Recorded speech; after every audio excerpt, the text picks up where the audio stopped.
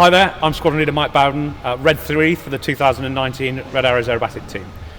This is my 5th season on the team, bounced around a few positions and find myself back here in some different kind of circumstances. I'd actually joined TUI back in October 2018, and after finishing my training and spending 2 to 3 months on the line down at Cardiff, took a phone call to see if I could come and replace an injured Red Arrows pilot back here on the team due to a sporting injury which we didn't quite expect. Thankfully, a very understanding company had agreed to let me come back and help the Red Arrows to get through their 2019 season and find myself back here in a red suit to be back with you, hopefully November 2019. Okay, so I was very lucky and learned to fly at a young age. I joined the Air Cadets and started flying air experience flying from about 12 years old. I went on to get my private pilot's license at the age of 17 and got it pretty much at the same time I got my driving license. I suppose it all starts back with my father that was in the Air Force as an engineer, and he took me as a sort of early teenager to an air show at RAF St Athan in South Wales, and it's there where I saw the Red Arrows for the very first time and a mixture of other fast jets doing their thing. And I was that boy that turned around and said, I want to do that. I want to be a Red Arrow and I want to be in a red suit. And I suppose I'm incredibly privileged and lucky to be stood in a red suit and talking to you now and having fulfilled my boyhood dream. It's something I always wanted to do. Why did I want to apply for TUI?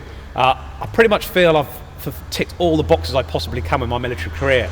I've been instructors in the majority of roles, I've flown a variety of different types, and I've met my childhood dream having been a Red Arrows pilot, so what better way to bow out of military service than after doing this?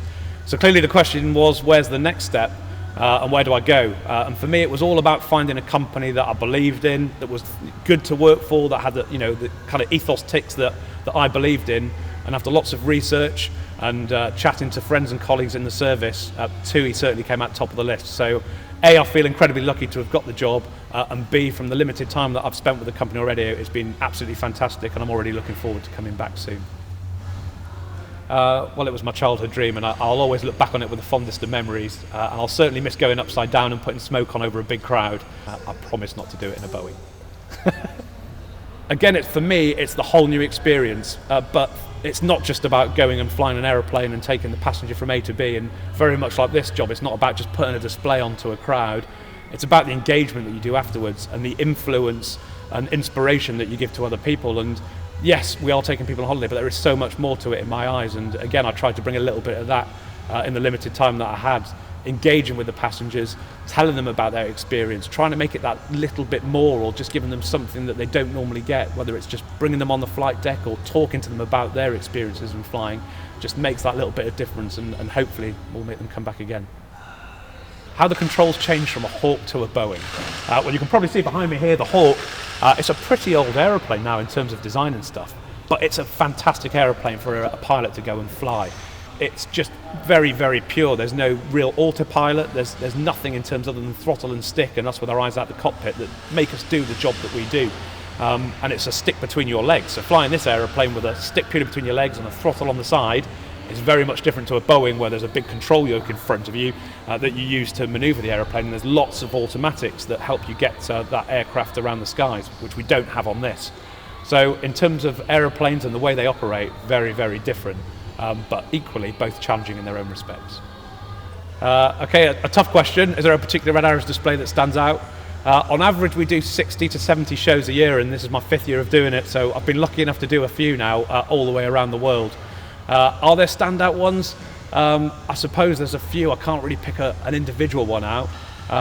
Doing the very first show that's ever been done in China was quite an experience. Different people, different crowd that have never seen what we've done was fantastic. Clearly displaying down to the home team down in Wales, down in Swansea is always a great one. And I think finishing last season in Monaco, we did the Monaco Yacht Show, but just the setting and coming over the high ground and lots of super yachts down there in the bay, and just the setting and conditions of the show that day was something I won't forget. So there's lots, and trust me, I could bore you for a very long time talking about them all. My favourite destination to fly to. Again, quite a tricky one. I've been fairly lucky in this job, going to lots of different destinations. In 2016 we did 22 different stops in various different countries all the way to China, and got to visit some places that I'd never ever dreamt I would have gone to, and probably won't go back to. So there's many out there that I really enjoyed in the Far East. But I'm really looking forward to this upcoming adventure where we're off west and we're going to go adventure around America and Canada. So doing that with the team in the Red Arrows is going to be really, really exciting. And I'm sure some of these destinations I'll get to visit again as a TUI pilot, and it'll be brilliant to have brought the two together. The highest G-force I've ever pulled is pretty much in this aircraft, actually. So we can go up to 9G, and regularly in the show we'll pull 7 or 8G at particular manoeuvres in that show, which is quite a toll on the body. It's if it's something you're not used to, a 10 stone person becomes an 80, 90 stone person. So trying to move parts of your body whilst trying to keep all the blood up rather than rushing to your feet, again, is quite a challenge, and something that you're not going to experience on a TUI flight. I promise you, you're not going to get that kind of G that we do in these aircraft. So again, it comes with experience. If it's something you're not used to, it definitely feels quite strange, but with the experience that guys have coming onto this team, it's something that we can deal with quite well. Did I take long to step back into the Red Arrows role when I was invited? It certainly took me from a little bit of left field, being asked to come and replace an injured pilot, but clearly I didn't really see that decision as mine. It was one of TUI's as well, that being my new employer, as to whether that could happen. And thankfully, being incredibly understanding the predicament that the Red Arrows were in such a short time frame to get an experienced pilot back to come and fulfill the 2019 season, I am sincerely thankful to let me have this opportunity to come back. So it was a bit of thought, because clearly I was enjoying my new career and I was settling down in Cardiff. But I've clearly got passion for the team as well, and seeing them struggle with such a big season ahead and a tour to America, it's great that the opportunity has been offered to me to come back and help, see the team complete as a 9 as it rightfully should, and then ultimately at the end of the season I'll look forward to coming back and carrying on my role as a pilot with TUI. Clearly there is a lot of training required year on year to get ourselves ready to get in a red suit and go and do the flying season with the Red Arrows.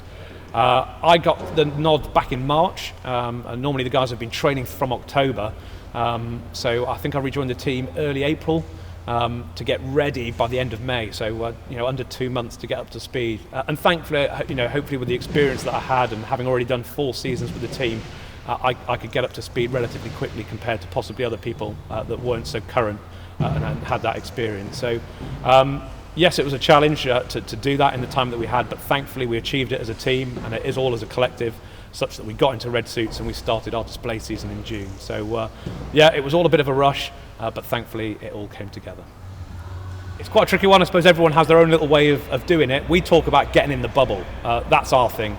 And my important bit before going flying is knowing when I get myself into that bubble. So I try to stay as relaxed as I can, try not to think about flying, and then in terms of time, when it gets close to the time that we're going to brief and get ready for the show, I just mentally make sure I'm ready for it, think about what I've learned from the previous display that we've flown that I'm going to go and work on and improve, and then just slowly build up in terms of mindset such that we're at peak performance when we strap ourselves into the aeroplane, get flying and put that display on. So it's just a careful timing of when we kind of focus the mind. Again, I've been lucky to have flown many different aircraft types in many different roles, clearly this one being very much of excitement and for me to enjoy, but I've also been on combat missions in various war zones around the world. And I suppose in terms of challenging, that's the hardest one. It's not just about flying the aeroplane, you're supporting people and friendly troops on the ground in very hostile environments, and ultimately we have to make sure we are 100% doing the right thing at the right time and for the right cause. So having that responsibility and hopefully helping guys out in situations in those kind of environments is the most challenging situations I've faced, but thankfully I think we've always done the very best that we can with what we've got. Okay, so it's often believed that there are only 9 Red Arrows pilots. There's actually 11 of us as pilots that are in red suits. So Reds 1 to 9 are the guys that you see in the sky and fly as formation. There's no backups or spares to any of them. Our Red 10 is our supervisor for the team, that plays a really important role in ensuring that every site that we go to is safe for us to go and conduct the display. And also he's the guy that will give the commentary to the crowd and give that bit of information while we're doing our show.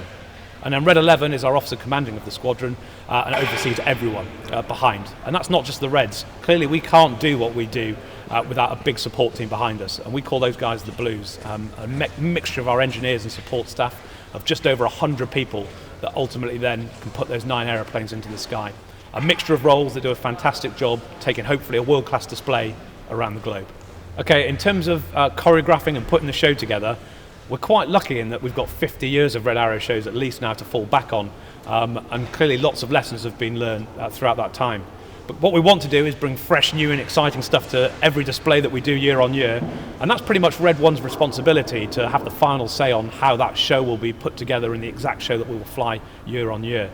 Clearly it takes input from the rest of the team, but hopefully that excitement and adrenaline is there for the crowds to see every year, and this year is certainly no different. I was that child that was inspired as a Red Arrow at a young age, and honestly, deep down, if I can do that for just one person out there, or seeing one child that I've given inspiration, not necessarily just be a Red Arrow, but to strive and chase their dream, to do whatever they want to do, because that happened to me, then I'd certainly feel like I've done my job. So if you work hard, follow your dreams, trust me, they can come true.